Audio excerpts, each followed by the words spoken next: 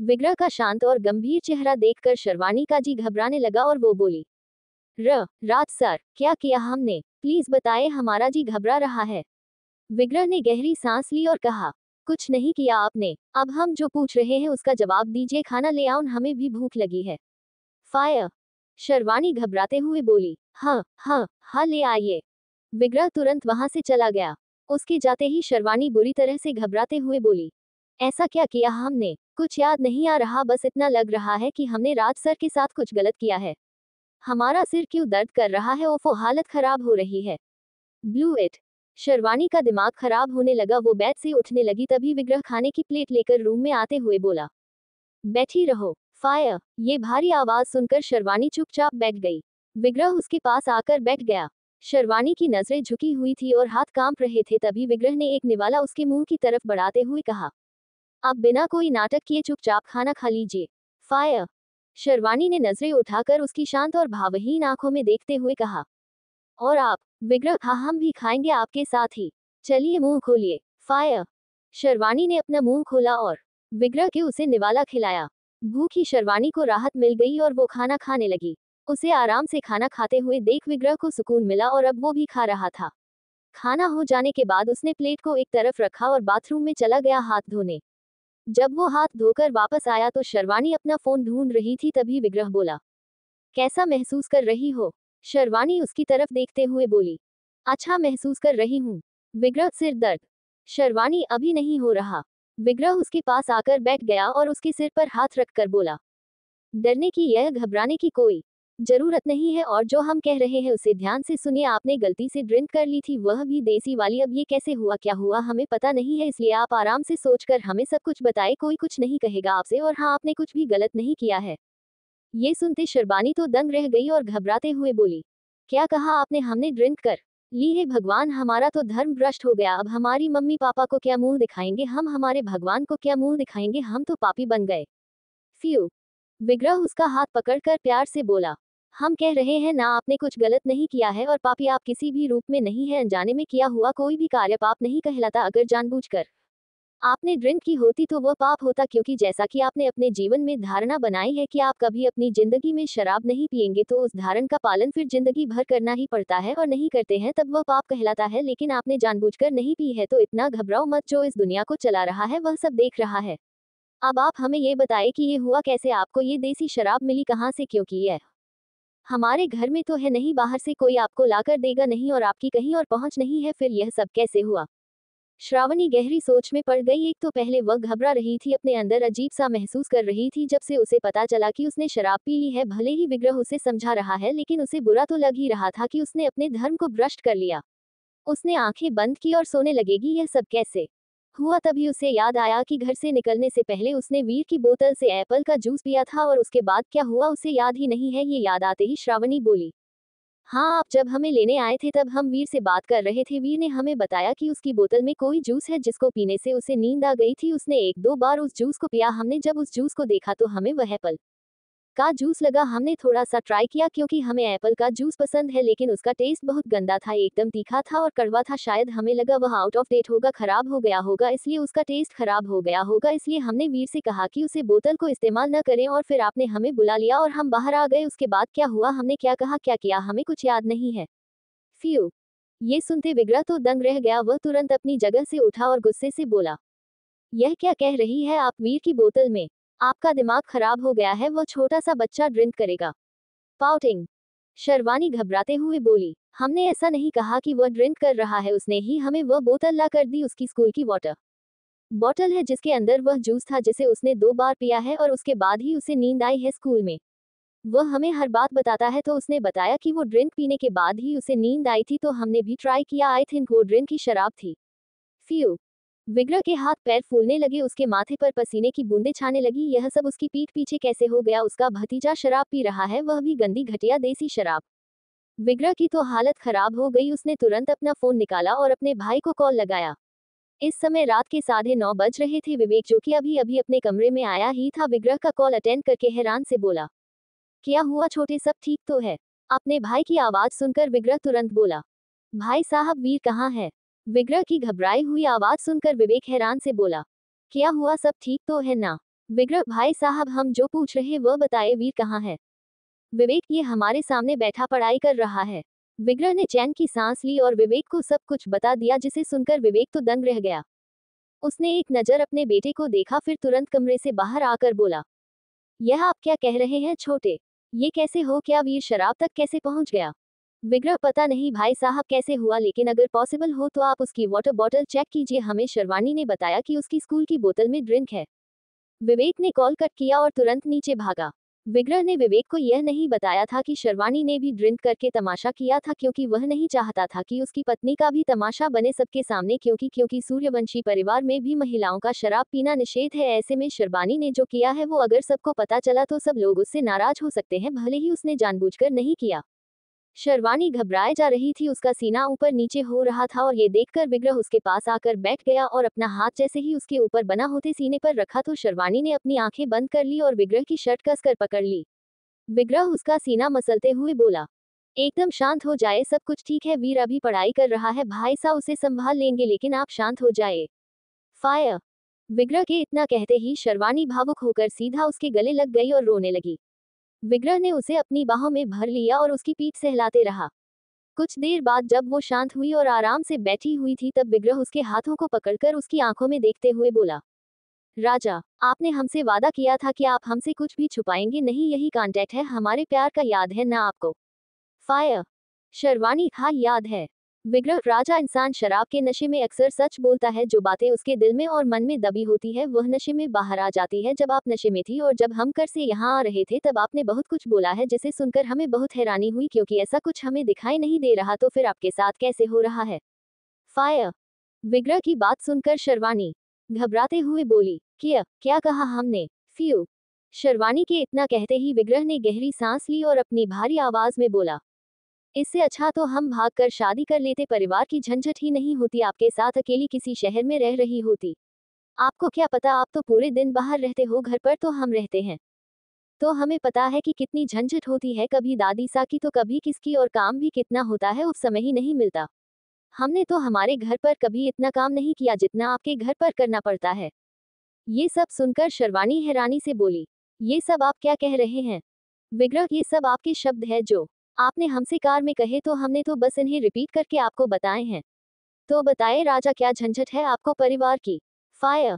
विग्रह के गंभीर चेहरे को देखकर शर्वानी के पसीने छूटने लगे। वहीं विग्रह बिना पुल के झपकाए एकटक उसकी आंखों में सच्चाई ढूंढ रहा था, लेकिन उसे घबराहट और डर के अलावा कुछ नजर नहीं आ रहा था। ऊपर से शर्वानी के हाथ भी कांप रहे थे। वो अपने हाथों को छुड़ाने लगी, तभी विग्रह ने उसके हाथों को कसकर पकड़ा और सीरियस होकर बोला, राजा, हम बहुत प्यार करते हैं आपसे, कसम खाकर कहते हैं, अपने परिवार से भी ज्यादा हमें आपसे प्यार है, और अभी हम बहुत सीरियस हैं, कोई झूठ मत बोलना, कुछ मत छुपाना।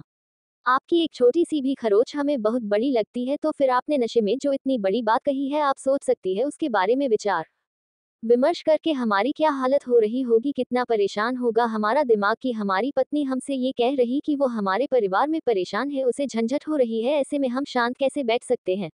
आज कोई नाटक नहीं चलेगा, आज ना रोने धोने का, ना घबराने का, और ना हमसे छुपने का, जो सच है वो आपको हमें बताना होगा। हम आपको डराना धमकाना नहीं चाहते, लेकिन झूठ भी नहीं कहेंगे। आपकी उस बात ने हमारे दिमाग को खराब कर दिया है, हमें बहुत बुरा लगा है, क्योंकि अगर आपकी बातों में जरा सी भी सच्चाई है तो ये हमारे लिए बहुत शर्मिंदगी की बात है कि हमारे होते हुए हमारे परिवार के कारण हमारी पत्नी को परेशानी होती है, और जो अगर उस बात में कोई सच्चाई नहीं है तो फिर राजा, वो सब कहकर आपने हमारे दिल को ठेस पहुंचाई है। फायर। ये सुनते ही शर्वानी की आंखों से आंसू बहने लगे, उसका दिल जोरों शोरों से धड़कने लगा, सांसें ऊपर नीचे होने लगी। उसकी ऐसी हालत देखकर विग्रह ने उसे पकड़कर अपनी गोद में बिठा लिया और उसके धड़कते दिल पर हाथ रखकर उसकी आंखों में देखते हुए बोला, इस दुनिया से सबसे ज्यादा किससे प्यार करती हो? फायर। शर्वानी, आपसे। फ्यू। विग्रह, तो आपको हमारा वास्ता है, सब कुछ बता दीजिए, कुछ मन में मत रखना, वरना आज हम कुछ गलत कर बैठेंगे। फायर। ये सुनते ही शर्वानी का पूरा शरीर कांपने लगा और वो हड़बड़ाते हुए बोली, हम सच कह रहे हैं, ऐसा कुछ भी नहीं है, हमें परिवार में कोई झंझट नहीं है, क्या आपको विश्वास नहीं हमारी बातों पर? आप जानते हैं ना हम झूठ नहीं बोलते। फ्यू। विग्रह उसकी आंखों में देखते हुए अपनी दमदार और रौबदार आवाज में बोला, आप कितना सच बोलती है ये तो हमें बहुत सालों पहले पता चल गया था, और अभी भी काफी समय से अनुभव हो रहा है हमें कि आप कितना सच बोलती है और कितना झूठ। जिस इंसान से आपको प्यार था उसके मुंह पर आप कहती कि आपको उससे प्यार नहीं है, इससे बड़ा सच्चा इंसान और क्या ही हो सकता है। अकेले शहर में अनजान शहर में रहती थी, वहां कोई गड़बड़ हो जाती है, 5-5 घंटे घर से बाहर अकेली बैठी रहती हो लेकिन फिर भी पति को बताना जरूरी नहीं समझती, उससे बात को छुपाती हो। अरे इससे बड़ा सच्चा इंसान और क्या ही हो सकता है। हमारी दादी आपको मेंटली टॉर्चर करती है, प्रेग्नेंट होने के लिए झूठ तरीकों से डराती है, लेकिन फिर भी आप अपने पति को नहीं बताती है। अरे इससे बड़ा सच्चा इंसान और क्या ही हो सकता है। आपकी सच्चाई की तो हम जितनी तारीफ करें उतना कम है राजा। इसलिए अभी भी हम आपसे साफ तौर पर प्यार से कह रहे हैं, ऐसी क्या झंझट है आपको हमारे परिवार के अंदर कि आप इतनी परेशान हो रही हैं। फायर। विग्रह की इस बात ने शर्वाणी का दिल दुखा दिया और वो रोते हुए बोली, ऐसा क्यों कह रहे हैं आप, पुरानी बातों को बीच में क्यों ला रहे हैं उसे। एक बार क्या गलती हुई, आप हर बार हमें इसी बात का ताना देते हैं कि हमने आपसे छुपाया कि हम भी आपसे प्यार करते थे।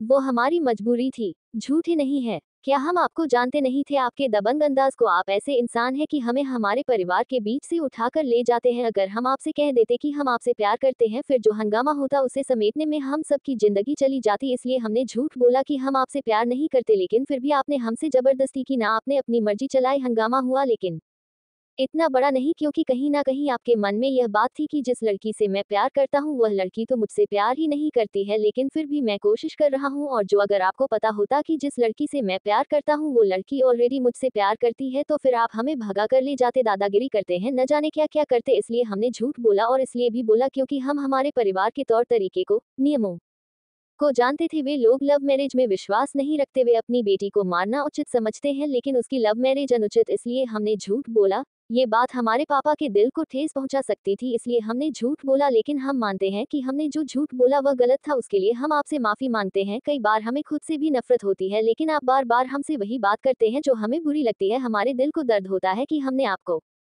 इतना परेशान किया, हमने आपको इतना टॉर्चर किया। प्लीज अभी ये सब मत कहा कीजिए, हमें बहुत बुरा लगता है। फ्यू।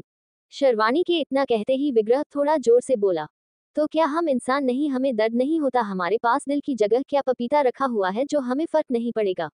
ये बात हम आपको जिंदगी भर सुनाएंगे, आप जब बुढ़ी भी हो जाएंगे तब भी हम आपसे कहेंगे कि आपने हमसे झूठ बोला था, आपने हमारी खूबसूरत फीलिंग को हमसे छुपा कर रखा था। उस खूबसूरत पल के लिए हम तरस रहे थे, उस पल को आपने हमसे छुपा कर रखा, बहुत परेशान हुए हम, बहुत तड़पे हम आपके लिए। अरे आपको क्या पता क्या बीती हमारे ऊपर जब हमने सच्चे दिल से अपने प्यार का इजहार किया था और आपने हमारे मुंह पर कह दिया कि राज सर हम आपसे प्यार नहीं करते, जबकि आप करती थी। लेकिन हमारी फीलिंग्स की धज्जियां उड़ गई।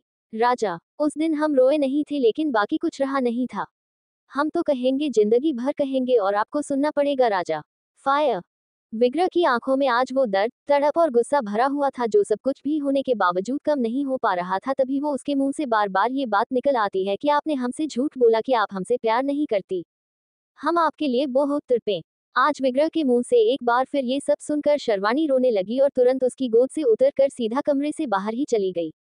ये देखकर विग्रह ने अपनी आंखें बंद कर ली और अत्याधिक क्रोध में आकर अपनी मुट्ठी भींचकर अपने दांत पीसते हुए बोला, कंट्रोल विग्रह, कंट्रोल योरसेल्फ। बड़ी मुश्किल से कई मन्नतें मांगने के बाद वो मिली है। फायर। विग्रह की आंखों में आज वो दर्द, तड़प और गुस्सा भरा हुआ था जो सब कुछ भी होने के बावजूद कम नहीं हो पा रहा था। तभी वो उसके मुंह से बार बार ये बात निकल आती है कि आपने हमसे झूठ बोला कि आप हमसे प्यार नहीं करती, हम आपके लिए बहुत तड़पे। आज विग्रह के मुंह से एक बार फिर ये सब सुनकर शर्वाणी रोने लगी और तुरंत उसकी गोद से उतरकर सीधा कमरे से बाहर ही चली गई। ये देखकर विग्रह ने अपनी आंखें बंद कर ली और अत्याधिक क्रोध में आकर अपनी मुट्ठी भींचकर अपने दांत पीसते हुए बोला, कंट्रोल विग्रह, कंट्रोल योरसेल्फ। बड़ी मुश्किल से कई मन्नतें मांगने के बाद वो मिली है। फायर। विग्रह ने गहरी सांस ली, स्वयं को शांत करने की असीम कोशिश की। गहरी गहरी सांस लेने लगा और जब थोड़ा शांत हुआ तो अपनी जगह से उठा और जैसे ही रूम का दरवाजा खोला तभी शर्वाणी अचानक से उसके सामने आ गई। वो कुछ कहता और समझता इससे पहले ही वो लड़की तुरंत उसके गले लग गई और उसके ऊपर हावी होने लगी। विग्रह के हाथ हवा में ही रह गए, लेकिन धीरे धीरे उसके बेचैन और तड़पते दिल को सुकून मिला और उसने अपनी जीभ की जड़ी को कसकर पकड़कर सीधा गोद में उठा लिया और रूम का दरवाजा अपने एक हाथ से बंद करके अपनी राजा को इतना कसकर पकड़ा कि वो छोटी सी लड़की कहीं छुप सी गई अपने पति की बाहों में। विग्रह उसे लेकर सोफे पर बैठ गया और उसे कसकर पकड़ कर बैठा रहा। वहीं शर्वाणी उसके गले में मुंह घुसाकर उससे चिपककर उसकी गोद में बैठी सिसकती रही। विग्रह ने अपनी आंखें बंद कर दी और उसकी पीठ सहलाते रहा। तभी वो सिसकते हुए बोली, आप चाहे जितना भी गुस्सा कर लो, हम आपसे बहुत प्यार करते हैं, आपके लिए कुछ भी कर सकते, हमने उस समय भी आपसे बहुत प्यार किया था, आज भी करते और हमेशा करेंगे। आप भले जिंदगी भर हमें सुनाएं लेकिन हम रहेंगे आपकी छाती पर ही। विग्रह के चेहरे पर आकर्षक मुस्कान आ गई। उसने शर्वानी को अपनी बाहों से अलग किया, उसकी ठोड़ी को पकड़कर उसके चेहरे को ऊपर उठाया और हैरानी से बोला, अरे हमारी छोटी सी जीव की जड़ी की आंखों में इतने बड़े बड़े आंसू। फायर। शर्वानी और अधिक भावुक होकर बोली, हमें बहुत बुरा लगता है जब भी हम आपके मुंह से ये सुनते हैं कि हमारी वजह से आपको कितनी तकलीफ हुई। हम सच कहते हैं राज सर, हम अकेले में कई बार सोचते हैं कि हमने आपके साथ कितना गलत किया, आपसे झूठ बोला, आप हमारे लिए तड़पते रहते थे और हम आपको तड़पाते रहते थे, आपसे दूर भागते थे, जबकि आप हमसे कितना प्यार करते थे। हमें बहुत नफरत होती है, खुद से गुस्सा भी आता है कि क्यों हमने ऐसा किया। अगर हम ऐसा नहीं करते तो वे कुछ साल भी वेस्ट नहीं होते और हम दोनों शुरू से साथ में होते हैं। विग्रह ने उसके चेहरे को थाम लिया और उसके माथे से अपना माथा मिलाकर आंखें बंद करके असीम प्रेम से बोला, ए राजा, आपने कोई अन्याय नहीं किया हमारे साथ और कोई जरूरत नहीं है खुद से नफरत करने की, क्योंकि हम आपसे प्यार करते हैं और हम नहीं चाहते कि हम जिससे प्यार करते हैं उससे कोई नफरत करे।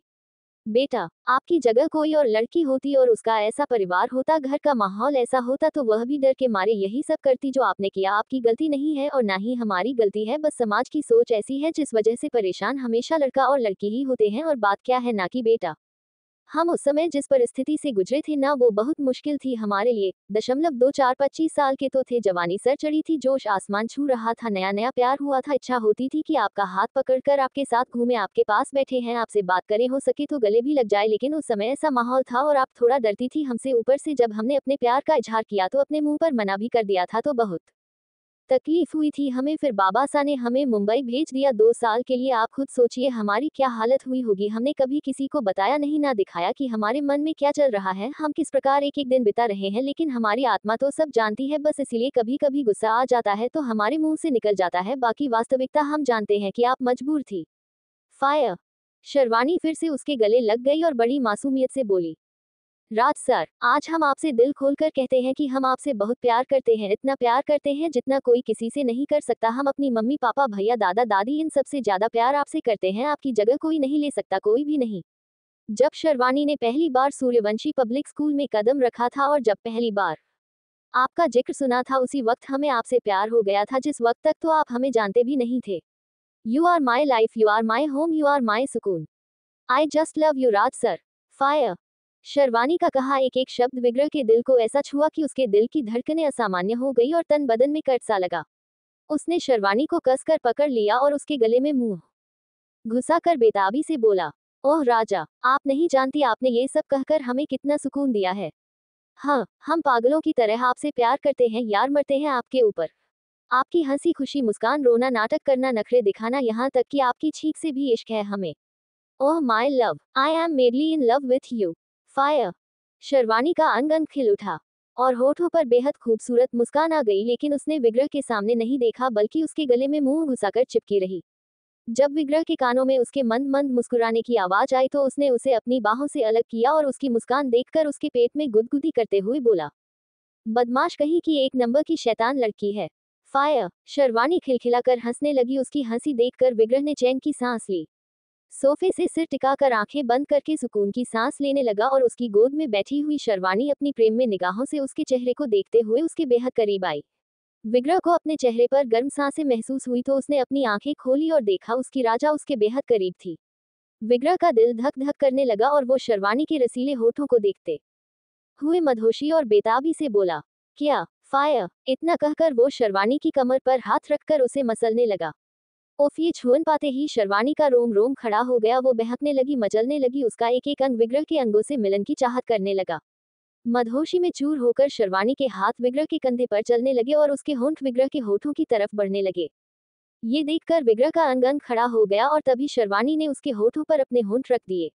विग्रह के बदन में कट सा लगा और उसने तुरंत अपनी तड़प और तलब निकालना शुरू कर दिया शर्वानी के कोमल होठों पर। उसे उठाकर बेड पर गिरा दिया और चढ़ गया खुद उसके ऊपर। उसने शर्वानी को इतना प्यार दिया कि वो मदहोश हो गई, अपने होश खोने लगी और तभी विग्रह उसके गले की स्किन काटते हुए बोला, ए राजा, सच बताओ न, क्या दिक्कत है आपको, क्या झंझट है परिवार की। बेटा, हम सब कुछ ठीक कर देंगे, बस एक बार बताओ तो सही। फायर। इतना कहकर विग्रह बेहद आकर्षक तरीके से उसके गले की स्किन चूमते हुए उसके क्लीवेज तक पहुंच गया और उसकी छुअन से मचलते हुए शर्वानी बोली, ए ऐसी कोई बड़ी बात नहीं है, लेकिन दादीसा ने जब हमें प्रेग्नेंट होने के लिए टॉर्चर किया था, तब से हमारा दिमाग खराब हो रखा है। और आपने भी कहा कि घर वालों के साथ नहीं रहना, अलग जाकर रहना है, तो हमारे दिमाग में यही सब घूमता रहता है पूरे दिन। इसलिए हो सकता है कि हमारे मुंह से निकल गया, बाकी हमें वहाँ कोई परेशानी नहीं है, सब बहुत अच्छे हैं, हमें बहुत प्यार करते हो, हमसे काम भी नहीं करवाते। हाँ, लेकिन कई बार रात का खाना बनाना पड़ता है तो हमारे पसीने छूट जाते हैं, क्योंकि इतने सारे लोगों के लिए रोटी बनाते बनाते हमारी कमर अकड़ जाती है। हालांकि सभी सबके लिए खाना बनाना बहुत अच्छा लगता है, लेकिन कभी कभी तो हमें भी गुस्सा आ जाता है, हम भी तो इंसान हैं ना। नादान शर्वाणी की नादानी भरी बातें सुनकर विग्रह ने गहरी सांस ली और उसके होठों पर अपने होंठ रख दी। अब उसे समझा आ गया था कि ये लड़की क्या सोचती रहती है और क्या बोलती रहती है। आज की रात उन दोनों की यूं ही एक दूसरे की बाहों में बीत गई। अब उन दोनों ने एक दूसरे से कुछ नहीं कहा, बस एक दूसरे को महसूस करता रहे। शर्वाणी तो आगे बढ़ना चाहती थी, लेकिन विग्रह ने उसे रोका कि हम आपके मायके में और अपने ससुराल में आपके साथ संबंध बना पाने में थोड़ा झिझकते हैं। अगले दिन सुबह 7 बजे ही विग्रह और शर्वाणी नीचे हॉल में आए। शर्वाणी सिर झुकाकर घबराते हुए आगे बढ़ रही थी, क्योंकि नीचे उसका पूरा परिवार उसका इंतजार कर रहा था। नीचे आते ही विग्रह ने उसका हाथ छोड़ दिया और मर्यादित दूरी बनाकर खड़ा हो गया। ये देखकर शर्वाणी घबराने लगी। तभी विक्रम जी उसके सामने आकर खड़े हो गए और अपनी तेज नजरों से उसके झुके हुए सिर को देखने लगे। शर्वाणी की तो हालत खराब होने लगी, वो कांपने लगी, यह सोचकर ही कि अब उसके पापा उसके साथ क्या करेंगे, क्योंकि वह जानती है कि उनके घर में शराब पीना निषेध है और उनकी अपनी बेटी ने शराब पीकर तमाशा किए हैं। विक्रम जी कभी उसे माफ नहीं करेंगे और शायद उसे अब सजा मिलेगी। वो यही सब सोचकर घबरा रही थी, बार बार विग्रह के पास जाने के लिए तड़प रही थी, लेकिन वो तो दूरी बनाकर खड़ा हो गया था। शर्वाणी की हिम्मत नहीं थी कि नजर उठाकर अपने पापा की आंखों में देखकर बात कर सके, इसलिए वो नजर झुकाकर चुपचाप खड़ी कांप रही थी। और तभी विक्रम जी ने उसके चेहरे को पकड़कर ऊपर उठाया और जैसे ही बाप बेटी की आंखें मिली, शर्वाणी तुरंत हाथ जोड़कर बोली, हमें माफ कर दीजिए पापा, हमने जानबूझकर नहीं किया, हमें तो कुछ याद भी नहीं कि कल रात को हमने क्या कहा और क्या किया। आप तो अपनी बेटी को जानते हो ना पापा, हम सपने में भी ऐसा काम नहीं करते, फिर वास्तविकता में कैसे करेंगे, आप खुद सोचिए पापा, प्लीज हमारे पर गुस्सा मत करना, हमें कुछ सजा मत देना और हमसे बात करना तो बिल्कुल बंद मत करना, प्लीज पापा, प्लीज आप ऐसा करना, हमारा खाना बंद कर दो, लेकिन प्लीज गुस्सा मत करना, हमने कुछ भी जानबूझकर नहीं किया, तो हमें जानते हो पापा, प्लीज पापा कुछ तो बोलिए। शर्वाणी ये सब इतना जल्दी बोली थी कि सब लोग हैरान रह गए थे, खास करके विग्रह की यह लड़की 1 सेकंड में इतना सब कुछ बोल गई। विग्रह ने गहरी सांस ली और असीम प्रेम से उसे देखने लगा कि वह कितना डर रही है। हालांकि उसका डरना स्वाभाविक था, कांड भी तो किया था। विग्रह बहुत खूबसूरत तरीके से मुस्कुराते हुए उसे देख रहा था और शर्वाणी डरते हुए अपने पापा की काली गहरी आंखों में देख रही थी। और अचानक ही विक्रम जी मुस्कुरा दिए। ये देखकर शर्वाणी तो दंग रह गई, उसे अपनी आंखों पर विश्वास नहीं हुआ। तभी विक्रम जी उसके सिर को सहलाते हुए बोले, पागल लड़की, कितना बोलती हो आप, वो भी एक साथ इतना सारा। अरे हमारे बच्चे, हम नहीं है नाराज आपसे, वैसे हम सच में आपके ऊपर गुस्सा करने वाले थे, लेकिन अब नहीं करेंगे। जानबूझकर नहीं किया आपने और गलती इंसान से ही होती है। Smiling face. ये सुनते ही शर्वाणी की आंखों में आंसू भर आए। उसने अपना सिर झुका दिया और सुबक सुबक कर रोने लगी। ये देखकर सबके चेहरे पर मुस्कान आ गई। वहीं विग्रह तो उसे अपार प्रेम और स्नेह से देखे जा रहा था, लेकिन उसके दिमाग में अब ये चल रहा था कि वीर की पानी की बोतल में शराब आई कैसे। Reader underscore content underscore page part 281 fire. Vigraharaj और वीरराज आमने सामने। फायर।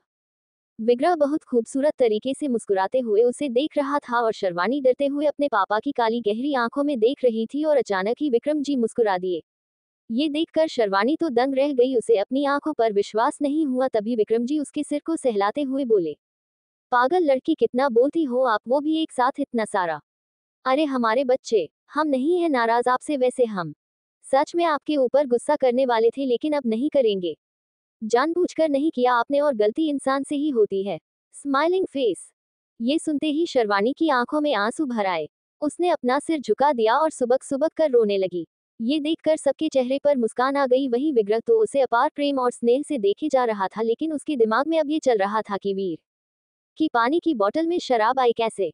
नाश्ता करने के बाद विग्रह और शर्वाणी सूर्यवंशी सदन के लिए निकल गए। इस समय विग्रह ड्राइविंग कर रहा था और शर्वाणी फोन पर तान्या से बातचीत कर रही थी। विग्रह काफी गंभीर दिख रहा था, क्योंकि यह कोई छोटी बात नहीं थी कि उसके मात्र 11-12 साल के भतीजे की स्कूल की वाटर बोतल के अंदर शराब पाई गई है। और यह बात सच थी कि इन दिनों में विग्रह ने घर पर और खास करके अपने भतीजे पर बिल्कुल ध्यान नहीं दिया, जिस वजह से इतनी लापरवाही हुई है, वरना विग्रह के होते हुए उनके घर में एक पत्ता भी नहीं हिल सकता। वह चारों तरफ अपनी नजरें रखता है, लेकिन इस बार उससे लापरवाही हुई है क्योंकि परिवार के अंदर जो माहौल था उस वजह से उसका दिमाग खराब हो गया और फिर वह मुंबई चला गया। उसकी पीठ पीछे ये सब होता रहा, उसे पता ही नहीं चला, लेकिन अब वह कोई भी लापरवाही नहीं करेगा। उसका भतीजा उससे जान से ज्यादा प्यारा है, उसके साथ में कोई गड़बड़ नहीं होने देगा, उसकी जिंदगी को बर्बाद नहीं होने देगा।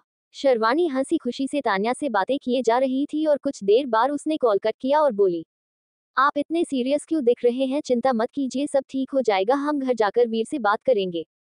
विग्रह फायर। शर्वाणी उसके हाथ पर अपना हाथ रख कर बोली, आप हमसे नाराज तो नहीं हैं ना? विग्रह, हम किसी से नाराज नहीं हैं, हम बस सोच रहे हैं कि कैसे क्या करना है। और प्लीज बेटा, एक बात का ध्यान रखना, घर जाकर किसी को कुछ बताने की जरूरत नहीं है कि कल क्या हुआ था। हमने बात को संभाल लिया, हमने भाई साहब को बस इतना बताया है कि शर्वाणी के थ्रू हमें पता चला कि वीर की बोतल में शराब थी, इसके अलावा उन्हें कुछ नहीं बताया कि शराब आपने भी पी है। देखिए, परिवार वाला कोई कुछ कहेगा नहीं, लेकिन फालतू में बदनामी होगी। भले ही कोई मुंह पर कुछ नहीं कहेगा, लेकिन समझ रही हो आप?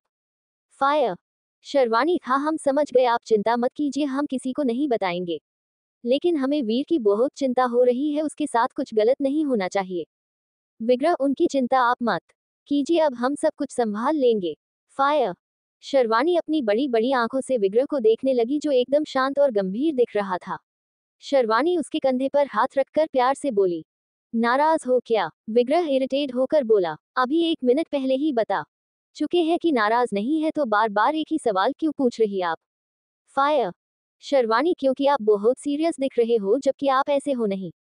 विग्रह, अरे हमारे मासूम से भतीजे का भविष्य और सेहत खतरे में है, हमारी पीठ पीछे इतना सब कुछ हो रहा था और हम बेवकूफ अनजान थे, आपके साथ मुंबई में मजे कर रहे थे। फायर। शर्वाणी, इसमें आपकी कोई गलती नहीं है, सबकी अपनी पर्सनल लाइफ है, आपकी भी, तो आप ध्यान नहीं दे पाए, लेकिन अब आप सब ठीक कर ही दोगे, हमें विश्वास है। विग्रह ने कुछ नहीं कहा तो शर्वाणी फिर से बोली, है न राज सर, आप सब ठीक कर देंगे? विग्रह ने कुछ नहीं कहा, ये देखकर वो उसके पास आकर प्यार से बोली, बोलो न, ऐसे चुप क्यों हो? विग्रह ने स्टीयरिंग को कसकर पकड़ा और नाराजगी से बोला, शर्वाणी, कार ठोक दूं उस पेड़ से? फायर। ये सुनते ही शर्वाणी हैरानी से बोली, ये कैसी बातें कर रहे हो आप?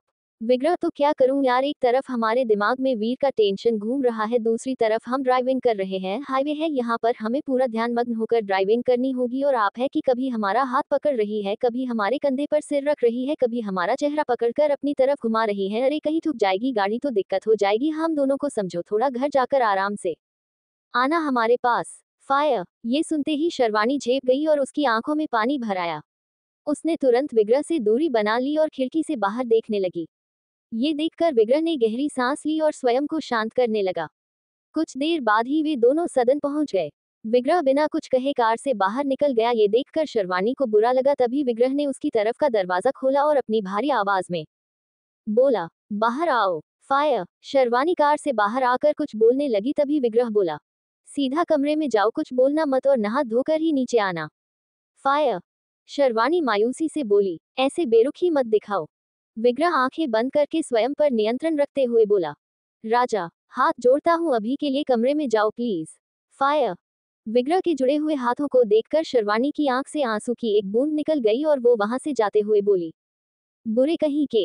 इतना कहकर वो तेजी से वहां से चली गई और उसे जाते हुए देख विग्रह गुस्से से बोला, हाँ बहुत ज्यादा बुरा। फायर। शर्वाणी ने सुना लेकिन रुकी नहीं, सीधा अपने कमरे में चली गई।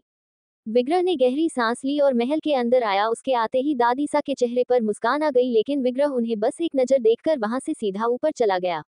ये देखकर दादीसा की आंखें भर आई। विग्रह विवेक के कमरे के दरवाजे पर आया और दरवाजा नॉक करते हुए बोला, भाई साहब। फायर। विवेक ने तुरंत रूम का दरवाजा खोला और विग्रह को देखते ही उसे असीम सुकून मिला और वो बोला, आप आ गए। विग्रह, वीर कहाँ है, उन्हें डांटा तो नहीं ना आपने?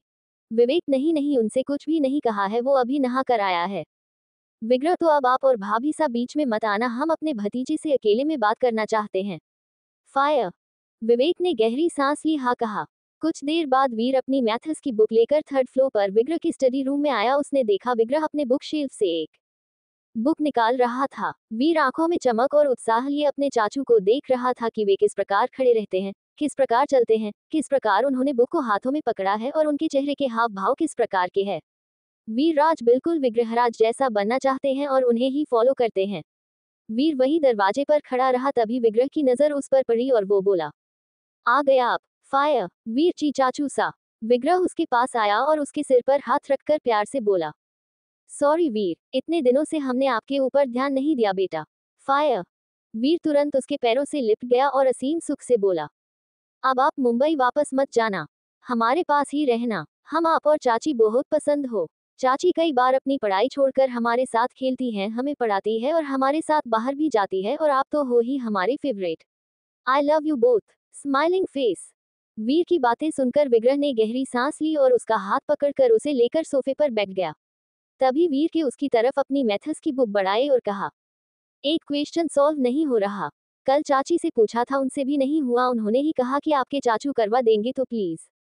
विग्रह ने उसकी बुक ली और उसे टेबल पर रखते हुए बोला, हम सब करवा देंगे बेटा, लेकिन पहले शांति से हमारी बात सुनो और जो भी पूछे उसका सही सही जवाब देना। फायर। वीर ओके चाचू सा। विग्रह आपकी वाटर बॉटल में वो जूस कैसे आया? क्या आपने उसे कहीं से चुराया? डरना नहीं है, बस सच बताना है। फायर।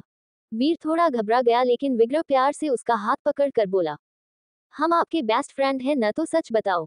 वीर हमने नहीं चुराया, हमें तो उन गार्ड अंकल ने दिया था, कहा था कि आपके चाचू साहब भी इसे पीते हैं जिससे वे इतने स्ट्रांग और हैंडसम हैं। ये सुनते ही विग्रह दंग रह गया।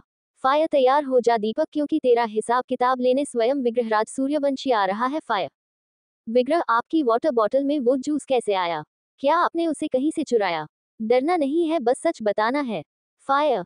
वीर थोड़ा घबरा गया, लेकिन विग्रह प्यार से उसका हाथ पकड़ कर बोला, हम आपके बेस्ट फ्रेंड हैं न, तो सच बताओ। वीर हमने नहीं चुराया, हमें तो उन गार्ड अंकल ने दिया था, कहा था कि आपके चाचू साहब भी इसे पीते हैं जिससे वे इतने स्ट्रांग और हैंडसम हैं। ये सुनते ही विग्रह दंग रह गया। उसने अपनी मुट्ठी भींच ली, किंतु अपने गुस्से को उस छोटे बच्चे के सामने नहीं आने दिया। विग्रह ने गहरी सांस ली और प्यार से बोला, कौन सा गार्ड अंकल बेटा? वीर वो जो मैन गेट पर चेयर पर बैठे रहते हैं। विग्रह विनोद काकोसा। वीर नहीं, उनके पास कई बार बैठते हैं न, जो कई बार हमको और चाची को स्कूल लेकर जाते हैं, जिनकी सिर्फ मूंछें हैं बड़ी बड़ी। ये सुनते ही विग्रह तुरंत बोला, दीपक। वीर हाँ हाँ वो ही। उन्होंने हमसे कहा कि अगर आप अपने चाचू सा जैसे बनना चाहते हो तो आपको ये जूस पीना होगा और सिगरेट भी पीनी होगी, क्योंकि आप और पापा भी सिगरेट पीते हो और आप दोनों कितने स्ट्रांग हो। ये सुनते ही विग्रह की आंखों में खून उतर आया। उसने वीर को अपने सीने से लगाया और प्यार से कहा, वीर देखो, अब आप इतने भी छोटे नहीं हो कि हम आपको सच न बताएं। आप 11-12 साल के हो, अकल तो है आपके अंदर, तो बेटा हमारी बात ध्यान से सुनो। आपकी बोतल में कोई जूस नहीं था, वो शराब थी जिसे जहर कहते हैं। वो देसी शराब थी जो गंदे पानी से बनाई जाती है, जो हमारी हेल्थ के लिए बहुत डेंजरस होती है। उसे पीने से हम स्ट्रांग नहीं बनते, बल्कि हम कमजोर बन जाते हैं। और वो गार्ड बिल्कुल भी अच्छा इंसान नहीं है। अगर वह अच्छा होता तो वह आपसे कहता कि आपको कभी भी शराब नहीं पीनी है, आपको कभी भी सिगरेट नहीं पीनी है, क्योंकि यह सब हमारे हेल्थ के लिए डेंजरस होते हैं। अब दूसरी बात करें सिगरेट की, तो हाँ बेटा, सिगरेट हमारी हेल्थ के लिए सबसे ज्यादा डेंजरस है। इन सबको पीने से हम स्ट्रांग नहीं बनते, बल्कि कमजोर बन जाते हैं। अब हम आपको सच्चाई बताते हैं कि जो ड्रिंक हम और आपके पापा पीते हैं वो बच्चों के लिए नहीं है, सिर्फ बड़ों के लिए है। और बड़ों को भी केवल एक निश्चित समय पर ही पीनी होती है, हमेशा नहीं। आपने नोटिस किया होगा, हम और आपके पापा हमेशा नहीं ड्रिंक करते। हमें बहुत गुस्सा आ रहा है, ये सब आपको बताना पड़ रहा है, लेकिन क्या करें, अब आवश्यक हो गया है। तो सुनो, कभी कोई फंक्शन होता है या किसी की शादी होती है हमारी सोसाइटी में, तभी बड़े लोग, सिर्फ बड़े लोग जिनकी उम्र अप टू 20 है, वे लोग ड्रिंक करते हैं, छोटे बच्चे नहीं। और ड्रिंक करना केवल एक शौक है, हमारे यहाँ ड्रिंक करते हैं, इसलिए हमने भी की थी, लेकिन जब 21 साल के हुए थे उसके बाद। हालांकि हम यही चाहते हैं कि आप कभी ड्रिंक ना करें तो ही बेहतर है।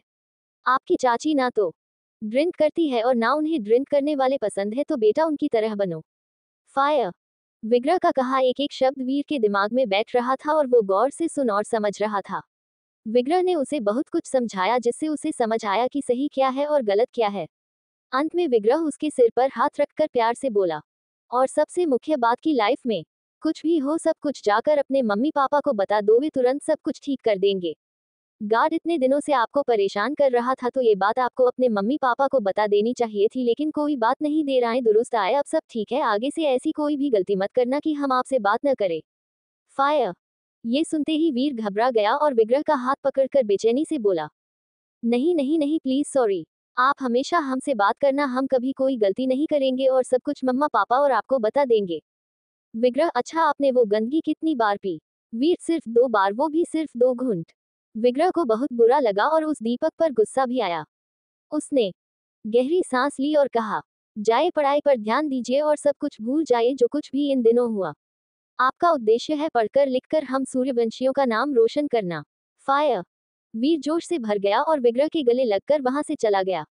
विग्रह की आंखों में खून उतर आया और वो अपनी मुट्ठी भींच कर बोला, आप तैयार हो जा दीपक, क्योंकि तेरा हिसाब किताब लेने स्वयं विग्रहराज सूर्यवंशी आ रहा है।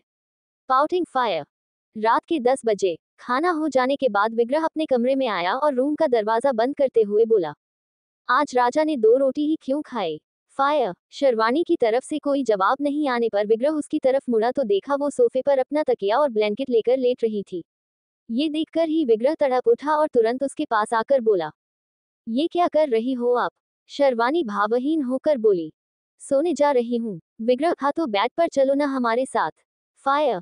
शेरवानी, नहीं, वहां आप ही सोइए वरना हम आपको परेशान कर देंगे। विग्रह सब समझ गया और उसके पास आकर घुटनों के बल बैठकर उसके गाल पर चूमते हुए बोला, ए राजा, माफ कर दो, हम उस समय गुस्से में थे बेटा। फायर। शेरवानी ने मुंह फेर लिया और बोली, प्लीज आप माफी मत मांगो, हमें कोई नाराजगी नहीं है, बस नींद आ रही है। इतना कहकर शेरवानी ने अपनी आंखें बंद कर ली। तभी विग्रह ने उसे उसके चादर समेत गोद में उठा लिया और बेड पर ले आया। शेरवानी वापस जाने लगी तभी विग्रह उसके ऊपर चढ़ आया और उसके दोनों हाथों को पकड़कर ऊपर उठाया और उसकी आंखों में देखते हुए बेताबी से बोला, कल तो बहुत तड़प रही थी हमारे पास आने के लिए, आज क्या हुआ। फायर। विग्रह के इतना कहते ही शेरवानी की आंखों से आंसू बह गए, जिन्हें देखकर विग्रह विचलित होकर बोला, हे राजा, क्या हुआ यार, इतना क्या भावुक हो रही हो। फायर। शेरवानी, आपने बिना वजह हमारे ऊपर गुस्सा किया था जबकि हम आपको कंसोल करने की कोशिश कर रहे थे, सच में हमारा दिल दुखा दिया आपने। ये सुनते ही विग्रह ने गहरी सांस ली और उसके ऊपर से हटकर बोला, हमने आपका दिल दुखाया है न तो ठीक है, अब हम सजा लेते हैं। फायर। शेरवानी कुछ समझ पाती इससे पहले विग्रह ने अपना तकिया और ब्लैंकेट लिया और सोफे पर जाकर लेट गया। ये देखकर शेरवानी दंग रह गई और तुरंत उसकी तरफ भागी। विग्रह के पास आकर बोली, अरे यार, आप ऐसा क्यों कर रहे हो, हमें अच्छा नहीं लग रहा, आप बेड पर आओ ना। विग्रह, नहीं, आज आप ही बेड पर सो जाओ। फायर। शेरवानी का दिल धक धक करने लगा। विग्रह कहीं सच में उससे नाराज तो नहीं हो गया। आज तो उससे दूर आकर सोफे पर भी सो गया। अब शेरवानी क्या करेगी। घमासान राजे और राजा के बीच विग्रह दीपक को ले गया। फायर। विग्रह ने गहरी सांस ली और उसके ऊपर से हटकर बोला, हमने आपका दिल दुखाया है न तो ठीक है, अब हम सजा लेते हैं। फायर। शेरवानी कुछ समझ पाती इससे पहले विग्रह ने अपना तकिया और ब्लैंकेट लिया और सोफे पर जाकर लेट गया। ये देखकर शेरवानी दंग रह गई और तुरंत उसकी तरफ भागी।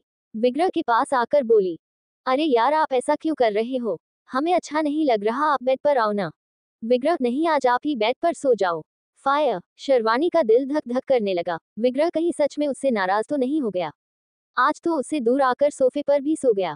अब शेरवानी क्या करेगी। विग्रह आराम से सोफे पर लेटा हुआ था और शेरवानी बेचैनी से उसे देखे जा रही थी। उसने एक बार फिर कोशिश करते हुए कहा, राज सर, प्लीज आप बेड पर आकर सो जाए।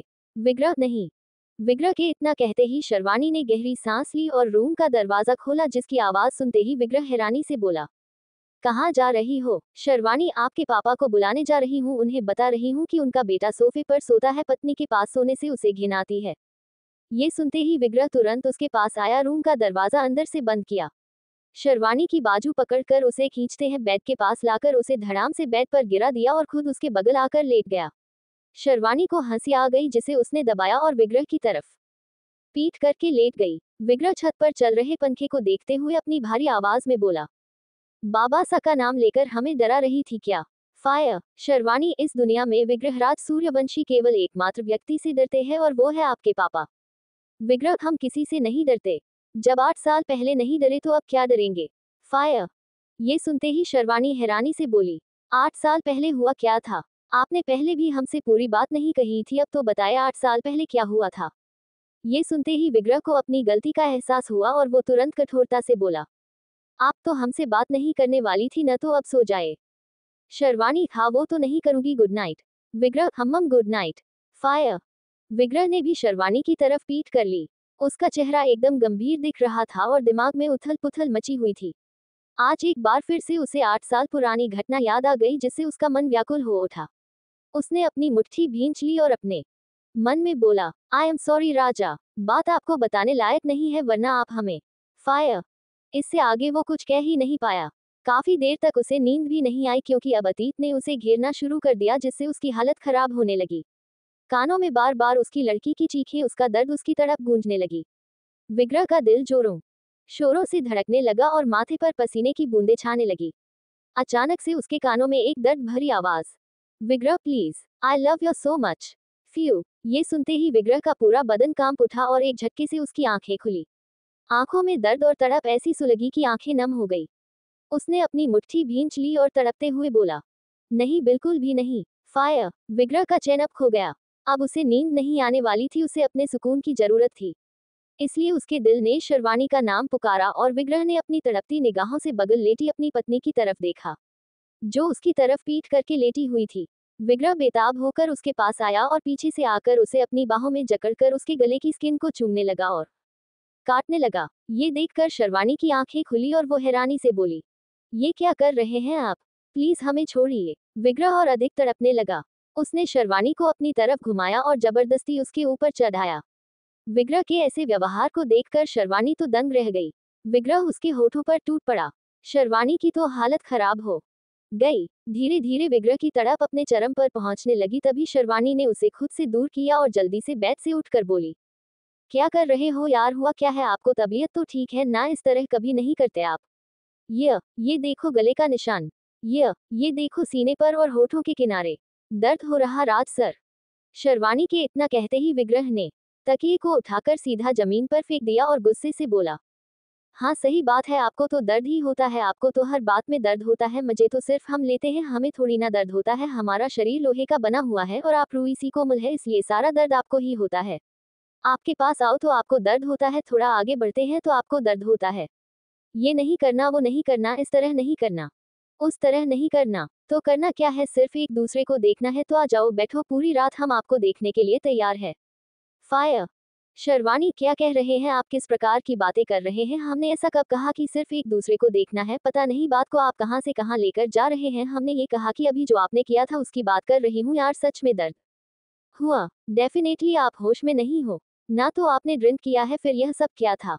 विग्रह बेड से उठा शर्वाणी के पास आकर उसे गुस्से से देखते हुए बोला, आप नहीं समझ सकती क्योंकि आप समझना नहीं चाहती। आप सिर्फ अपने कंफर्ट जोन में रहना चाहती हैं, उससे बाहर आपको आना ही नहीं है। पति की इच्छा, उसकी भावनाएं, उसके सपने, आपके लिए बस इतना ही है कि बस पति को बेड पर सेटिस्फाई हो जाना चाहिए। उसके बाद तुरंत दूरी बना लो, आंखें बंद करके सो जाओ। फिर पति क्या और पत्नी क्या और उनके बीच में बने संबंध क्या?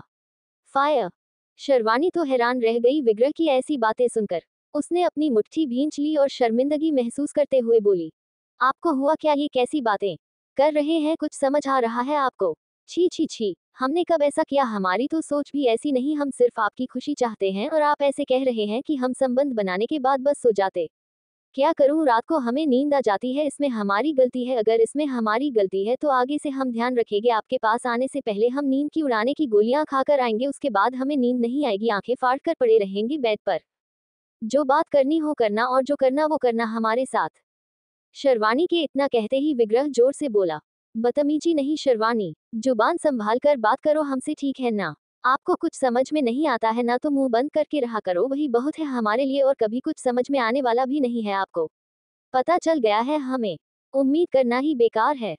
Fire pouting. शर्वाणी की आंखें भर आए और वो दुखी होकर बोली, उम्मीद करना बेकार है ना? तो क्योंकि हमसे शादी आपको तो सब पता था ना कि हम बेवकूफ हैं, हमारे पास दिमाग नहीं है, हम मंदबुद्धि है, दिमाग से पैदल है, आपके लायक नहीं है, आपसे उम्र में 9 साल छोटे हैं। जैसा आप सोचते हैं वैसा हम नहीं सोचते हैं।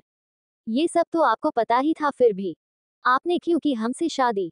इससे अच्छा आपने जैसी अपनी उम्र की किसी लड़की से शादी कर ली होती तो आज सुखी होते आप, जीवन में भी और बेड पर भी। बस शर्वाणी का इतना ही कहना था कि विग्रह का दिमाग एकदम खराब हो गया और वो जोर से चिल्लाया, शर्वाणी पाउटिंग फायर। वो इतनी जोर से चीखा कि शर्वाणी की तो हालत खराब हो गई। उसकी पूरी आत्मा तक हिल गई और शरीर थर थर कांपने लगा। आज पहली बार, इतने सालों में पहली बार विग्रह अपनी राजा के ऊपर इतनी जोर से चिल्लाया था। शर्वाणी ने तो पहली बार ही उसकी ऐसी आवाज को सुना था, वो भी इतनी जोर से।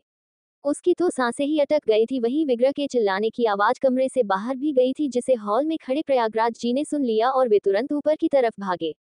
बाकी सब तो गहरी नींद में सो रहे थे, लेकिन प्रयागराज जी को नींद नहीं आ रही थी, इसलिए वे हॉल में टहल रहे थे और जब उन्होंने अपने बेटे के चिल्लाने की आवाज आई तो वे समझ गए, इसलिए तुरंत ऊपर भागे। विग्रह की भयानक लाल आंखें देखकर शर्वाणी की आत्मा हिल गई और आंखों से मोटे मोटे आंसू बहने लगे। वो थर थर कांप रही थी और विग्रह को देखे जा रही। तभी विग्रह उसे उंगली दिखाते हुए असीम क्रोध से बोला, एकदम चुप रहना, हमारे सामने बहुत ज्यादा बोली है आज आप। गलती हमारी है, हमने आपको सर चढ़ाया है इस हद तक कि आपकी आज इतनी हिम्मत हो गई हमारे सामने बोलने की।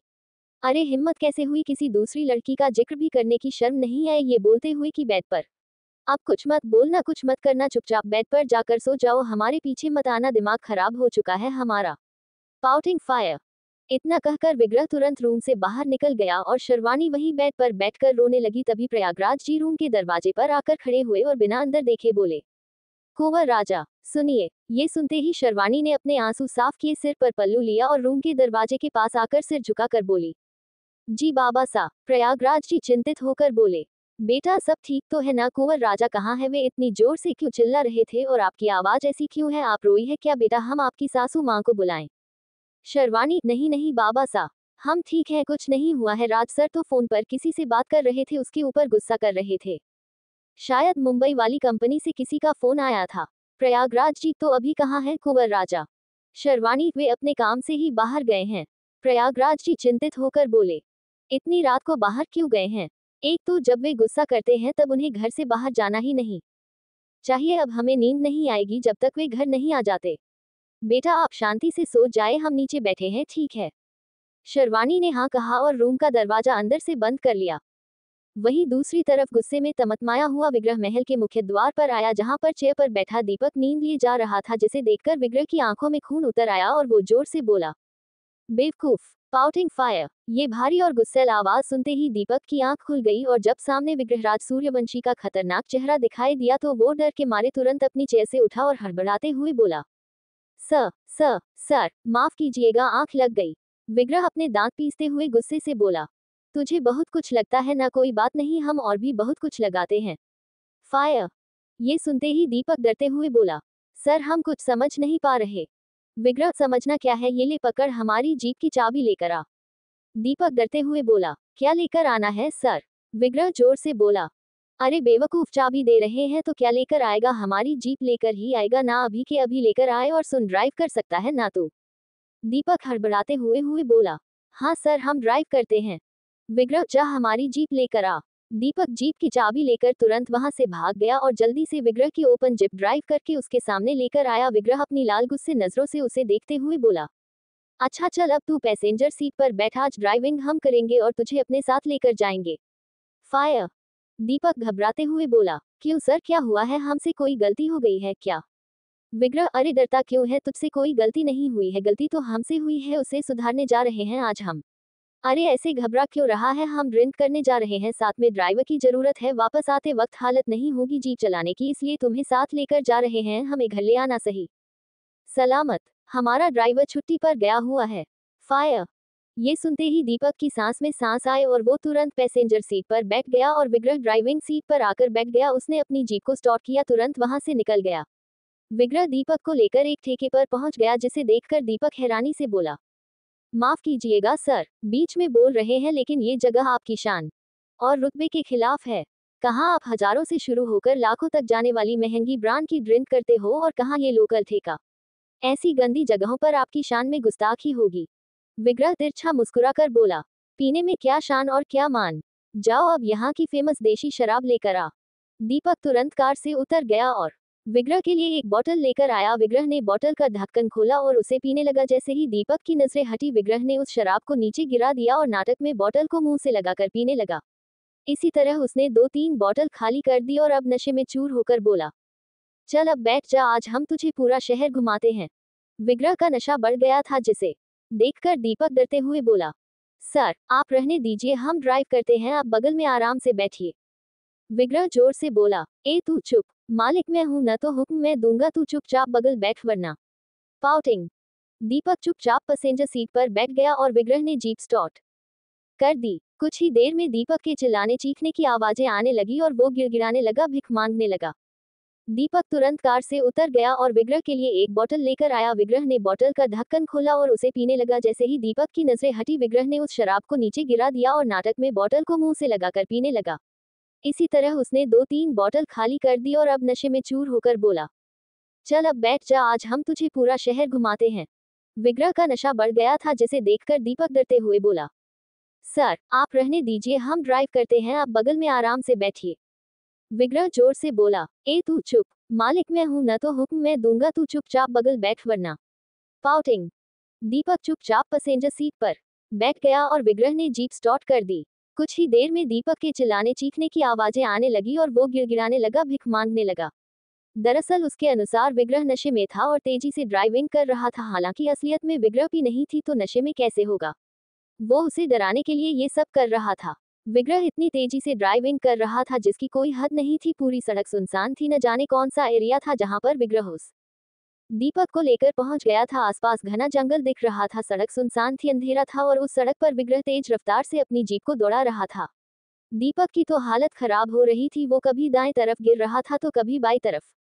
डर के मारे उसकी आंखों से आंसू बह रहे थे, वह कभी विग्रह के पैर पकड़ता, कभी उसके आगे हाथ जोड़ता तो कभी रोते हुए कहता, सर प्लीज ये सब मत कीजिए, मुझे बहुत डर लग रहा है, आप ड्राइविंग छोड़ दीजिए, आप नशे में हैं, हम ड्राइविंग करते हैं, प्लीज सर, हमें बहुत डर लग रहा है, एक्सीडेंट हो जाएगा, प्लीज सर समझने की कोशिश कीजिए।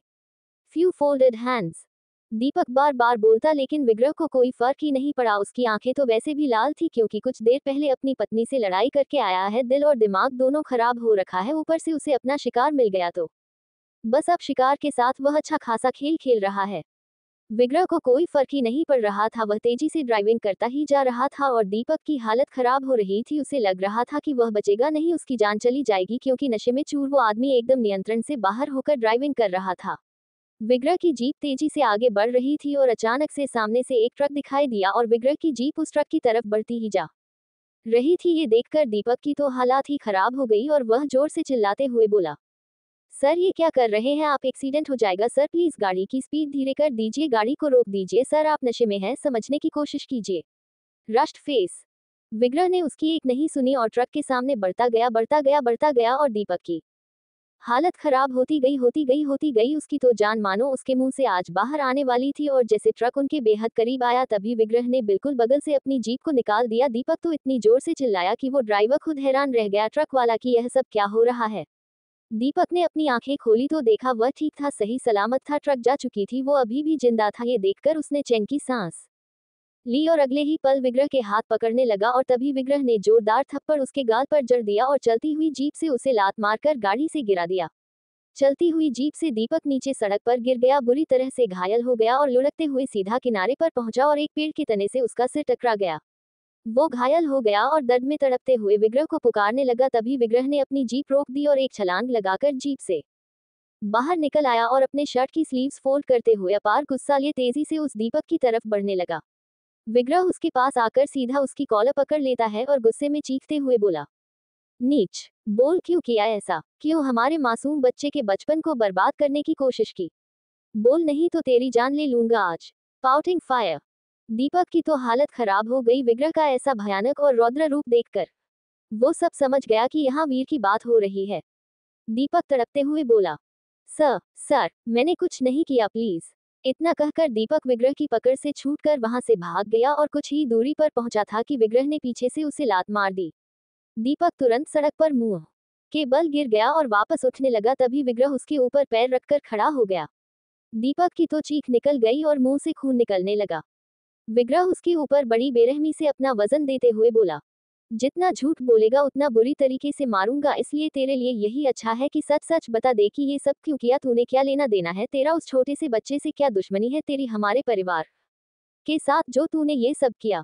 Pouting fire. विग्रह के इतना कहते ही दीपक बुरी तरह से रोते तड़पते हुए बोला, 1 महीने पहले हमने विवेक सर से उधार पैसे मांगे थे, हम टाइम से चुका नहीं पाए तो उन्होंने हमारे 2 महीने की सैलरी कट कर दी और काम पर भी बुलाया।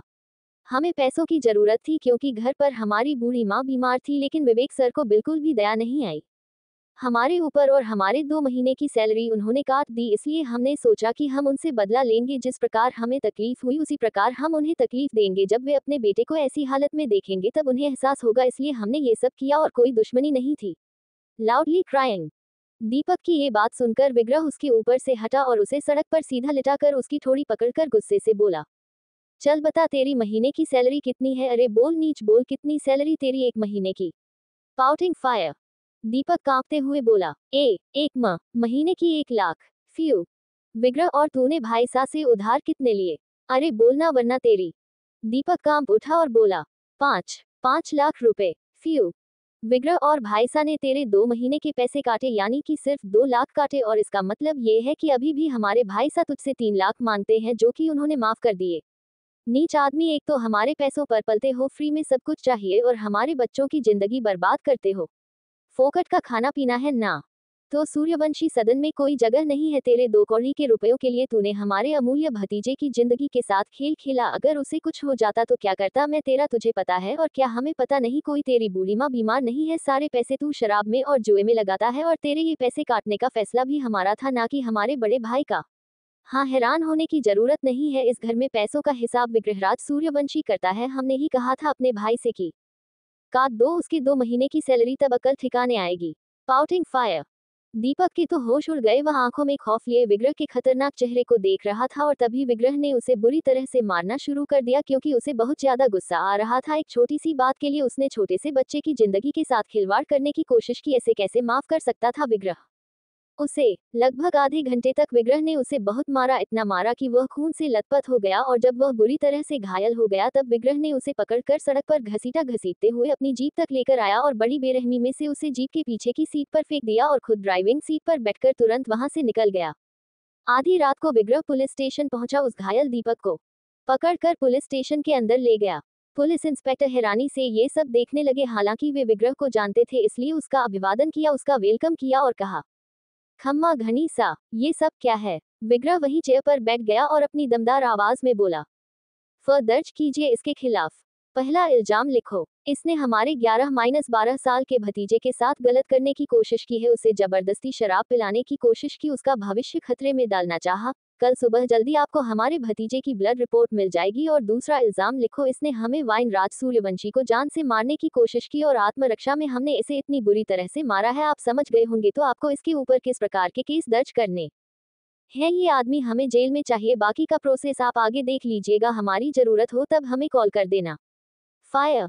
रात के 3 बजे विग्रह अपनी जीप में सवार सदन के लॉन में आकर रुका। चेहरा एकदम शांत और गंभीर था, आंखें अभी तक लाल थी। उसके रेशमी बाल माथे पर आ रहे थे, जिससे वो बड़ा कातिल और हसीन लग रहा था। राज सर जीप से बाहर निकलकर सीधा सदन के हॉल में आए, तभी प्रयागराज जी उसके सामने आकर खड़े हो गए। वे विग्रह के पास आकर सूंघने लगे तो वो बोला, ड्रिंक नहीं किया हमने, साथ में ड्राइवर होता तो जरूर करते हैं। फायर। प्रयागराज की चिंतित होकर बोले, ये सब क्या है कुंवर राजा? कहाँ गए थे आप इतने गुस्से में, और 3 बजे वापस आ रहे हैं? विचार आ रहा है आपको कुछ? आपकी पत्नी कमरे में अकेली है। विग्रह भावहीन होकर बोला, अकेली कहाँ है? वो पूरा परिवार है ना उसके साथ में। अकेली होती तो हम जाते ही नहीं उसे छोड़कर। आप सब लोग किस लिए बैठे हैं फिर? उसका ध्यान रखने के लिए हो ना। फायर। प्रयागराज जी चिंतित होकर बोले, इतनी रात को गए कहाँ थे ये बताए आप पहले हमें। विग्रह हिसाब किताब करने गए थे। फायर। प्रयागराज जी इतनी रात को? विग्रह हम। फायर। इतना कहकर विग्रह वहां से जाने लगा, तभी प्रयागराज जी बोले, आप ठीक तो हो ना बेटा? कुछ हुआ है तो बात करो अपने बाबा सा से। ये सुनते ही विग्रह का मन भर आया, लेकिन उसने स्वयं पर नियंत्रण रखते हुए कहा, सब ठीक है बाबा सा, अब हमें सोने जा रहे हैं, आप ही सो जाए, बहुत रात हो गई है। शुभ रात्रि। फायर। इतना कहकर विग्रह जल्दी से ऊपर चला गया, और जब अपने रूम के दरवाजे पर आया तो उसके दिल की धड़कन बढ़ गई। उसे वो सब याद आने लगा कि आज किस प्रकार वो अपनी राजा पर चिल्लाया था, उसके साथ लड़ाई की थी, और उसे रूम में अकेला छोड़कर बाहर चला गया था। विग्रह ने अपनी आंखें बंद कर दी, गहरी सांस ली, और फिर रूम के दरवाजे पर पासवर्ड लगाया। रूम का दरवाजा खुला, और विग्रह जब अंदर आया तो सामने का दृश्य देखकर उसकी आंखों में फिर भी गुस्सा भर आया। शर्वानी सोफे पर सो रही थी। विग्रह का तो दिमाग सटक गया, लेकिन उसने कुछ नहीं कहा और ना किया, बस रूम का दरवाजा बंद कर दिया। अगले दिन सुबह 6 बजे जब शर्वानी की आंख खुली और वो सोफे से उठी तो हैरान रह गई। विग्रह उसके सोफे के पास ही नीचे जमीन पर एक कारपेट पर सो रहा था। ये देखकर शर्वानी की आंखें भर आई, बहुत दुख हुआ उसे अपने पति को जमीन पर सोया देख, लेकिन उसने भी कुछ नहीं कहा, बस वहां से चली गई। सुबह 7:30 बजे डाइनिंग टेबल पर बैठे प्रयागराज जी को जब प्रार्थना जी ने चाय का कप दिया तो वे एक नजर उन्हें देखने लगे और फिर गहरी सांस लेते हुए बोले, आप कब तक हमसे बात नहीं करेगी? प्रार्थना जी पता नहीं। प्रयागराज जी चाय पीते हुए बोले, कल रात को झगड़ा हुआ है आपके बेटे बहू के बीच में। प्रार्थना जी हैरानी से बोली, क्या प्रयागराज जी, हम जोरदार झगड़ा हुआ है, चिल्लाया है आपका बेटा और फिर गुस्से में घर से बाहर चले गए। रात को 3 बजे वापस आए हैं आप। जाना शेरवानी के पास, उससे बात करना, पता नहीं क्या हुआ है। प्रार्थना जी चिंतित होकर बोली, हे भगवान, इन दोनों बीच में लड़ाई कैसे हो सकती है? ये दोनों कभी लड़ाई नहीं करते। प्रयागराज की गहरी सांस लेते हुए बोले, कोई बड़ी बात नहीं है, हर पति पत्नी के बीच में लड़ाई होती है और ये दोनों भी लड़ते झगड़ते होंगे, लेकिन कल लगता है ज्यादा बड़ी लड़ाई हो गई, इसलिए कमरे से बाहर तक आवाज आई है, इसलिए आप जाकर बात कर लेना, उसके बाद हम आपके बेटे से बात करेंगे। उनका इस तरह से चिल्लाना हमें पसंद नहीं आया है। प्रार्थना जी दुखी होकर बोली, हमें लगता है हमारे पूरे परिवार को किसी की नजर लग गई है, एक बार हवन करवा लेना चाहिए। प्रयागराज जी, हम भी यही सोच रहे हैं, उसके लिए कुलदेवी मंदिर जाना होगा, वहीं जाकर पहले सहपरिवार दर्शन करेंगे, चुनरी लेकर यहाँ वापस आएंगे और हवन करवाएंगे। आज ही कुंवर विवेक और कुंवर राजा से बात करते हैं। प्रार्थना जी गहरी सोच में पड़ गई। तभी विवेक राज तैयार होकर वहां आया, अपने माता पिता के पैर छूकर चेयर पर बैठ गया। उसके बाद विग्रह राज वहां पर आया। आंखें अभी भी लाल थी, चेहरे पर कोई भाव नहीं था, एकदम शांत और गंभीर रूप लेकर वो अपने माता पिता के पैर छूकर अपनी चेयर पर बैठ जाता है। प्रयागराज की और प्रार्थना की चिंतित होकर उसके चेहरे को देख रहे थे, लेकिन उसके चेहरे पर तो कोई भाव ही नहीं था। कुछ ही देर में पूरा परिवार डाइनिंग एरिया में इकट्ठा हो गया। वैशाली सूर्यांश को गोद में लेकर चेयर पर बैठी थी और नाश्ता कर रही थी। उसके बगल में वीर बैठा हुआ था, जो शांति से मजे से नाश्ता कर रहा था। दादी सा भी अपनी जगह पर आकर बैठ गई थी। सब लोग थे वहां पर, लेकिन शेरवानी नहीं थी और इस बात से विग्रह अनजान नहीं था। उसे सब पता था कि शेरवानी वहां पर नहीं है और इस बात से उसे और भी ज्यादा गुस्सा आ रहा था, लेकिन वह कुछ भी नहीं बोल रहा था, बस इंतजार कर रहा था कि वह कब वहां पर आएगी। जब सब ने नाश्ता शुरू भी कर दिया और खत्म भी करने लगे, तब भी शेरवानी वहां पर नहीं आए और विग्रह के गले से एक निवाला भी नहीं उतरा। उसकी प्लेट में नाश्ता यूं की यूं पड़ा था, जिसे देखकर प्रार्थना की रसोई की तरफ देखते हुए बोली, शेरवानी, सबके लिए ऑरेंज जूस लेकर आओ बेटा। ये सुनते ही विग्रह ने अपनी मुट्ठी भींच ली और कुछ ही पलों में उसके कानों में पायल की छन छन आवाज आई, जिसे सुनते ही उसका दिल धक धक करने लगा, हालत खराब होने लगी। पीली साड़ी पहने, सिर पर पल्लू लिए शेरवानी हाथ में जूस का जग लेकर जब डाइनिंग एरिया में आई, तभी विग्रह अपनी जगह से उठा और बिना उसकी तरफ देखे बोला, हमें भूख नहीं है, हम ऑफिस जा रहे हैं। खम्मा घनी आप सब ने। Folded hands fire. इतना कहकर वो तुरंत वहां से चला गया और ये देखकर शेरवानी की आंखों से आंसू बहने लगे। उसका मायूस चेहरा देखकर प्रार्थना जी तुरंत बोली, अरे बेटा, कुंवर राजा के लिए फल लेकर जाए, कम से कम फल तो खा लेंगे। जल्दी जाओ बेटा। ये सुनते ही शेरवानी ने जल्दी से कटे हुए फलों को एक बॉक्स में पैक किया और बाहर की ओर भागी। जब वो बाहर लॉन में आई, तब तक विग्रह कार में बैठ चुका था और ये देखकर शेरवानी वही लॉन की सीढ़ियों पर रुक गई। तभी गार्ड बोला, कुंवर राजा, बिंदनी सा आए है। ये सुनते ही कार में बैठे विग्रह ने अपनी बाई तरफ देखा तो शेरवानी हाथ में बॉक्स लिए खड़ी उसे देखे जा रही थी। विग्रह ने उससे नजरें हटा ली और अपनी भारी आवाज में बोला, उनसे वो बॉक्स ले लीजिए।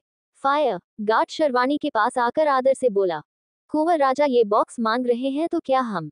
शेरवानी ने बॉक्स उसे दे दिया और बिना कुछ कहे वहां से चली गई।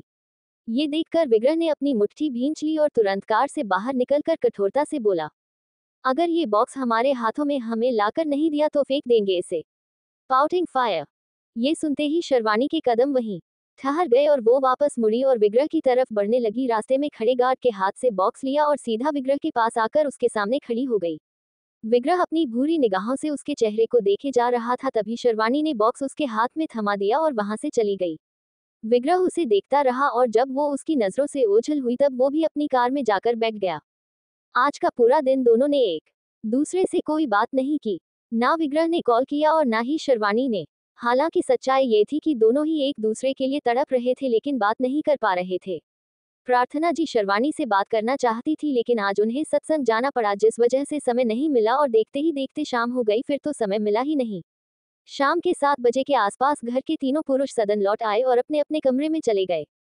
कुछ देर बाद प्रयागराज जी और विवेक राज डाइनिंग एरिया में आकर बैठ गए और सभी विग्रह का इंतजार करने लगे। शेरवानी रसोई में खड़ी थी जानबूझकर। कुछ ही देर में उसके कानों में बाहर से बेहद आकर्षक किंतु भारी मर्दाना आवाज आई, खम्मा घनी फायर। अपने पति की आवाज पूरे दिन बाद अब जाकर सुन रही थी तो असीम सुख की प्राप्ति हो रही थी। उसने अपनी आंखें बंद कर ली और अपने पति की के चेहरे को देखने की तड़प में वो रसोई के द्वार के पास आकर खड़ी हो गई और चुपके से बाहर झांकने लगी कि उसका पति क्या कर रहा है, कैसा लग रहा है। विग्रह अपनी चेयर पर बैठा हुआ था। हमेशा की तरह उसके रेशमी बाल उसकी ललाट पर आ रहे थे, जिन्हें वो अपने हाथों से पीछे कर रहा था और गंभीरता पूर्वक प्रयागराज जी की बात सुन रहा था। ओफर ब्लैक शर्ट और ब्लैक पैंट में वो बेहद आकर्षक और हसीन लग रहा था। शर्ट के ऊपरी 3 बटन खुले हुए थे जिनसे उसकी छाती दिख रही थी। बड़ा कातिल लग रहा था वो। शर्वानी अपनी तड़पती निगाहों से उसे देखे जा रही थी। तभी प्रयागराज जी बोले, इसलिए हम चाहते हैं कि पूरा परिवार एक बार कुलदेवी मंदिर जाएं, उसके बाद सदन में हवन करवाएंगे, तो आप दोनों भाई तैयार हो। विवेक, ठीक है बाबा सा, चलते हैं। विग्रह गहरी सांस लेते हुए अपनी भारी आवाज में बोला, लेकिन कल सुबह जल्दी हमें मुंबई के लिए निकलना है, बहुत जरूरी काम है। फायर। ये सुनते ही शर्वानी ने अपनी उंगलियां मोड़ना शुरू कर दिया। पहले वो मुंबई नहीं जाना चाहती थी, लेकिन अब उसे लग रहा है कि उसके अपने पति के साथ अकेले में समय बिताने की आवश्यकता है, इसलिए वो अब मुनाबाव जाना चाहती है। विवेक, कितने दिनों का काम होगा आपको? विग्रह, कल जाएंगे, परसों वापस आएंगे, उसके बाद कुलदेवी मंदिर चलते हैं। फायर। विग्रह की बात सब मान गए। वही शर्वानी मन ही मन खुश होने लगी कि एक दिन के लिए ही सही वो अपने पति के साथ मुंबई जाएगी। लेकिन तभी प्रार्थना जी बोली, हम शर्वानी से कह देते हैं कि आप दोनों के बैग पैक कर दे। विग्रह, कोई जरूरत नहीं है, एक दिन के लिए उनका वहाँ क्या काम है? एक दिन तो हम बाहर का खाना खा सकते हैं। हम मुंबई अकेले ही जा रहे हैं। फायर। ये सुनते ही शर्वानी की आंखों से आंसू बहने लगे और वो चुपचाप स्लैब के पास चली गई। हेलो गाइस, अगर आपको स्टोरी पसंद आए तो 59 से ज़्यादा कमेंट कर देना और अपना प्यार देते रहना, और स्टोरी कैसे लगे कमेंट में बताना प्लीज़। दिल और सब्सक्राइब और शेयर कर देना सपोर्ट के लिए, दैट यू ऑलवेज सपोर्ट देने के लिए। बाय, कल मिलते हैं नेक्स्ट एपिसोड में। थ्रोइंग किसेस दिल दिल।